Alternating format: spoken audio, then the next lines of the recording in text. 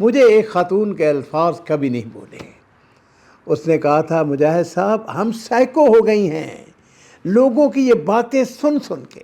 Doctor report لے کے آیا تو اس نے اس سے کہا کہ بات یہ ہے کہ تم بالکل ٹھیک ہو الحمدللہ، لیکن تمہارا جو خامد ہے وہ بانج ہے۔ اس کی ماں کو پتہ چلا، اس کی بہنوں کو پتہ چلا کہ ہمارا جو بھائی ہے یا ہمارا جو بیٹا ہے وہ تو بالکل سلیم ہے، بالکل ٹھیک ہے۔ وہ اس کے پیچھے پڑ گئی۔ انہوں نے کہا کہ چھوڑو اس کو، تم ایک اور شادی کرو۔ یہ وہ تحفہ تھا، وہ اس گھر کی صورت میں تھا، وہ ولا جس میں اس کی پہلی بیوی رہا کرتی تھی۔ اس نے گھر جو ہے وہ اپنی پہلی بیوی کے نام کر دیا، وہ رجسٹری اس کے نام تھی، اور اس نے اس سے کہا کہ یہ میں اس کو تحفہ دیتا ہوں اس وفا کے سلسلے میں جو اس نے میرے ساتھ کی ہے۔ السلام علیکم ورحمۃ اللہ وبرکاتہ۔ بسم اللہ والصلاۃ والسلام علی رسول اللہ۔ معزز ناظرین اکرام، آج کا جو قصہ اور واقعہ ہے یہ عورت کی وفا، عورت کی اپنے خامد کے ساتھ حد درجہ محبت اور پیار اور اس کی وفا۔ عزیزو، شادی ہوئی ایک گھرانے میں، آف کورس میاں بیوی اپنے گھر میں خوش مطمئن زندگی گزر رہی ہے۔ وقت گزرتے پتہ ہی نہیں چلتا، کچھ شادی کو 1.5-2 سال گزر گئے۔ اب جو جاننے والے ہوتے ہیں نا، جو قریبی لوگ، ہاں جی، کوئی عورتیں کوئی مرد، ہاں جی کوئی خوشخبری نہیں ہے، کوئی اولاد نہیں ہے، ہاں جی کب خوشخبری سنا رہی ہو، کچھ اس قسم کی باتیں۔ مجھے ایک خاتون کے الفاظ کبھی نہیں بولے۔ اس نے کہا تھا مجاہد صاحب ہم سائیکو ہو گئی ہیں لوگوں کی یہ باتیں سن سن کے۔ بہرحال اللہ تعالیٰ کی یہ مرضی ہوتی ہے، کون سی عورت نہیں چاہتی ہے کہ اس کی گود بھری نہ ہو، ہاں جی اس کے گھر اولاد نہ ہو۔ بہرحال یہ میاں بیوی بھی اسی طریقے سے اولاد نہیں تھی۔ اب لوگ ان سے پوچھ رہے ہیں ہاں جی کب خوشخبری ہوگی، کب اولاد ہوگی، وغیرہ وغیرہ۔ پھر کسی نے کہا اچھا جی تقریباً 2 سال گزر چکے ہیں، آپ ہاسپٹل کیوں نہیں جاتے، جا کے ٹیسٹ کیوں نہیں کرواتے؟ لو جی عزیزو، ہوا یوں کہ دونوں میاں بیوی چلے گئے ہاسپٹل کے اندر۔ اب دونوں نے ٹیسٹ دیے۔ ڈاکٹر نے ان سے کہا کہ جی آپ کی رپورٹ 3 دن کے بعد آئے گی۔ انہوں نے کہا ٹھیک ہے کوئی بات نہیں۔ اب 3 دن کے بعد جب رپورٹ، آف کورس تجسس تو دونوں کو تھا، ہاں جی کہ دیکھیں کیا رپورٹ کیا آتی ہے، تو خامد کو کوئی کام تھا تو بیوی اس کو کہنے لگی کہ میں اکیلی چلی جاتی ہوں ہاسپٹل۔ ڈاکٹر کے پاس گئی، اس نے جا کے اپنی رپورٹ طلب کی۔ ڈاکٹر رپورٹ لے کے آیا تو اس نے اس سے کہا کہ بات یہ ہے کہ تم بالکل ٹھیک ہو الحمدللہ، لیکن تمہارا جو خامد ہے وہ بانج ہے، اس کے اندر پہلے درجے کا بانج پن ہے، وہ بھی شاید اس کے اندر کامیاب نہ ہو، لیکن اللہ تعالیٰ قادر ہے، اللہ تعالیٰ دینے پہ آئیں تو اللہ تعالیٰ جو ہے اس کے لیے تو کون سا ہے۔ لیکن اس وقت جو صورتحال ہے اس کے مطابق تم بالکل ٹھیک ہو، لیکن نقص جو ہے وہ تمہارے خامد کے اندر ہے۔ اب یہ عورت جو تھی اس نے جب یہ سنا تو اس کو بڑا دکھ ہوا، بڑا افسوس ہوا۔ اب اس کو اپنے خامد کی عزت کی فکر ہوئی۔ اس نے پتا ڈاکٹر صاحب سے کیا کہا؟ اس نے کہا ڈاکٹر صاحب میری آپ سے ایک گزارش ہے۔ میں نے کہا بتاؤ؟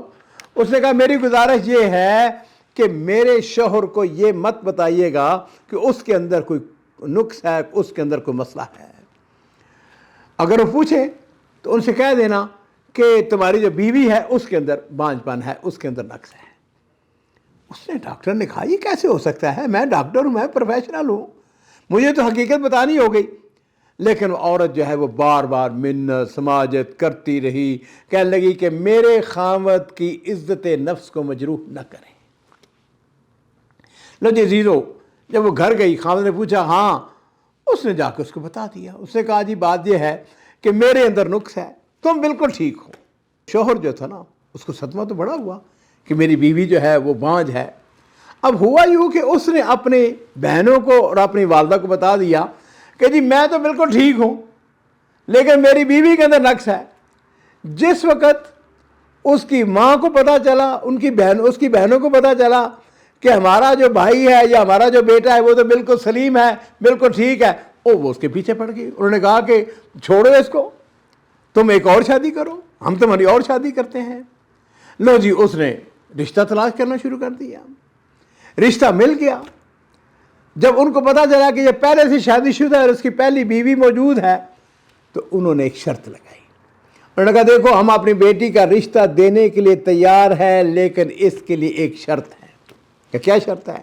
اور شرط یہ ہے کہ جو پہلی بیوی ہے اس کو طلاق دے دو.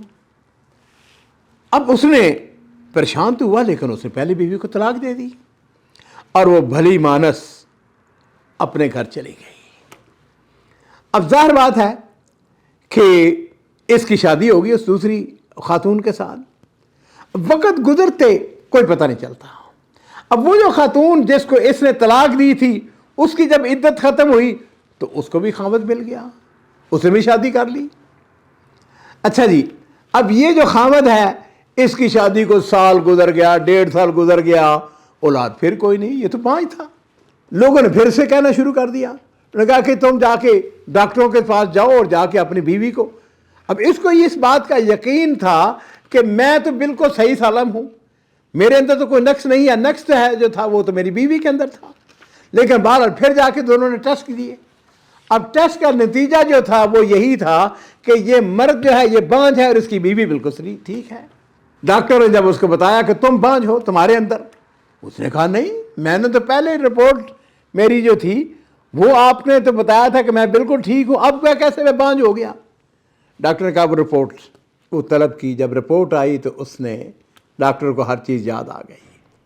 اس نے کہا بھلے مانس, رپورٹ کے اندر اس وقت بھی یہی تھا کہ تم بانجھ ہو, تمہاری بیوی بالکل ٹھیک تھی لیکن تمہاری بیوی کی یہ وفا تھی, تمہاری بیوی نے یہ تمہاری عزت اور تمہارا تاکہ دل نہ ٹوٹے اس نے ہم سے یہ درخواست کی کہ اس نے تم کو یہ بتا دیا کہ میرے اندر نقص ہے, مرد جو ہے بالکل ٹھیک ہے.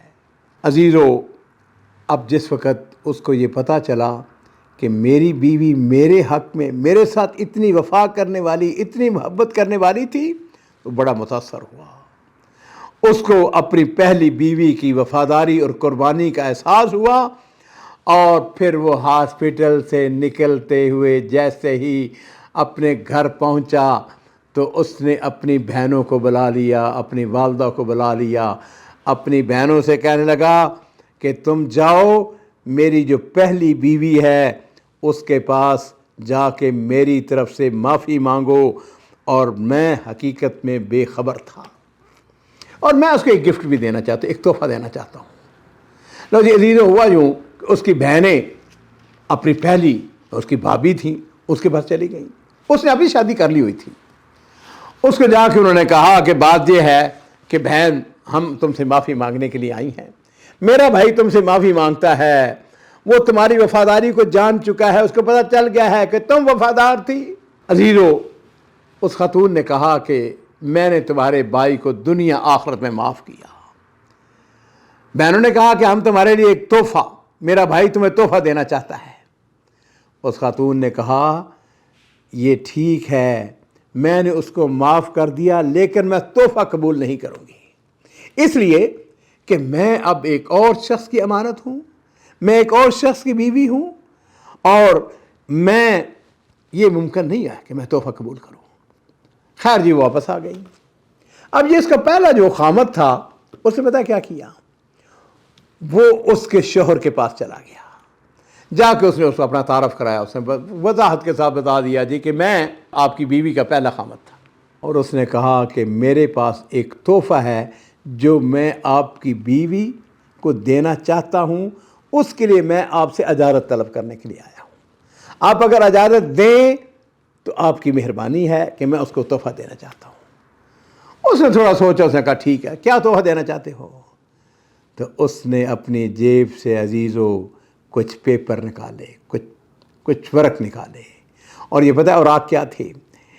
یہ وہ تحفہ تھا, وہ اس گھر کی صورت میں تھا, وہ ولا جس میں اس کی پہلی بیوی رہا کرتی تھی. اس نے گھر جو ہے وہ اپنی پہلی بیوی کے نام کر دیا, وہ رجسٹری اس کے نام تھی, اور اس نے اس سے کہا کہ یہ میں اس کو تحفہ دیتا ہوں اس وفا کے سلسلے میں جو اس نے میرے ساتھ کی ہے. اس نے تحفہ قبول کر لیا. اور میرے عزیزو، اس کہانی کا جو اختتام ہے وہ یہ ہے کہ کچھ عرصہ کے بعد اس خاتون کے ہاں بیٹا پیدا ہوا۔ اس نے اپنے خامد سے کہا کہ اگر آپ اجازت دیں تو میں اپنے اس بیٹے کا نام اپنے سابقہ شوہر کے نام رکھنا چاہتی ہوں۔ اس نے بھی کہا کہ کوئی حرج والی بات نہیں۔ کہنے لگی بات یہ ہے کہ اس طریقے سے اس نے جو مجھ کو ولا دیا ہے، جو گھر دیا ہے، اس کے احسان اور اچھے سلوک کا بدلہ ہے۔ چنانچہ اس کے خامد کی اجازت سے اس نے اپنے بیٹے کا نام اپنے سابقہ شوہر کے نام رکھ دیا۔ عزیزو، اس سے آپ کو اندازہ ہو گیا ہوگا کہ خاتون جو ہے وہ کتنی وفادار، لیکن مرد بھی جو ہے وہ بھی وفادار نکلا کہ اس نے بھی اس کو جو تحفہ دیا آپ تصور کر سکتے ہیں ایک ولے کی صورت میں تھا۔ میں اللہ تعالیٰ سے یہ دعا کرتا ہوں کہ میری ہر وہ بہن، میری ہر وہ بیٹی جو اولاد کی نعمت سے محروم ہے، اللہ تعالیٰ اس کو اولاد عطا فرمائے۔ لیکن اس کے ساتھ ہی میں آپ کو ایک چھوٹا سا وظیفہ بتانا چاہوں گا، اور وہ یہ ہے کہ اللہ تعالیٰ قرآن پاک کے اندر ارشاد فرماتے ہیں فَقُلْ تُسْتَغْفِرُوا رَبَّكُمْ إِنَّهُ كَانَ غَفَّارًا يُرْسِلِ السَّمَاءَ عَلَيْكُمْ مِدْرَارًا وَيُمْدِدْكُمْ بِأَمْوَالٍ وَبَنِينَ۔ اللہ تعالیٰ نے کہا کہ رب سے استغفار کرو، بے شک وہ بخشنے والا ہے، وہ تم پر خوب بارشیں برسائے گا۔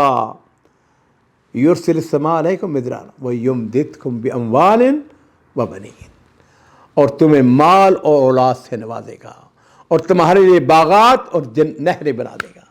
عزیزو، بہت بڑا فارمولہ ہے، کثرت کے ساتھ استغفار، استغفر اللہ استغفر اللہ استغفر اللہ استغفر اللہ ربی واتوب علیہ، بیٹھتے اٹھتے چلتے پھرتے، میری بہنیں، میری بیٹیاں جن کے ہاں اولاد نہیں ہے، کثرت کے ساتھ استغفار کریں۔ انشاءاللہ کثرت کے ساتھ استغفار کرنے سے اللہ تعالیٰ استغفار کی برکت سے آپ کو اولاد بھی دے گا، آپ کو رزق بھی دے گا، آپ کو چین اور سکون بھی دے گا، گھر بھی دے گا، ہر چیز دے گا۔ اللہ تعالیٰ ہر چیز کے اوپر قادر ہے۔